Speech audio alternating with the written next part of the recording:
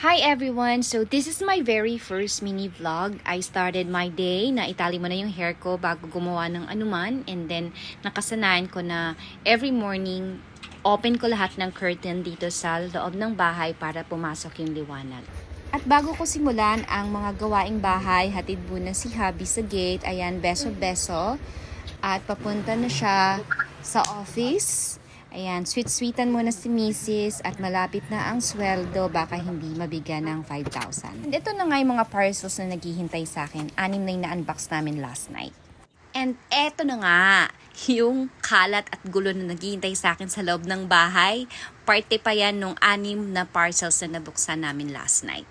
At ayun na nga, sinimulan ko ng asikasuhin yung mga tiklupin dun sa terrace kasi pag hindi siya masyadong naaarawan sa likod, pinapaarawan ko yung mga nilabahan ko dito sa my terrace. At dahil refreshing kapag nadidiligan ka, kaya diniligan ko na rin ang aking mga halaman. After ko magdilig, sinunod ko naman na linisin ang kulungan, kainan at lagay ng water ng mga alaga kong ibon na si Greenie and Sky, while Digong is abangers. Parang akala niya naman makakain niya yung mga ibon. After sa terrace, sinunod ko naman yung mga tiklupin ko sa kwarto. Yes, madami akong tiklupin. So, hindi ko na na-film yung paglilinis ko sa kabilang kwarto kasi naalala ko yan, yung mga basura ko from unboxing last night. So, nagulis na ako and then nag-mop na. At dahil marami pang kalat dun sa dining table, dito na lang muna ako mag-aalmusal. So, syempre kape.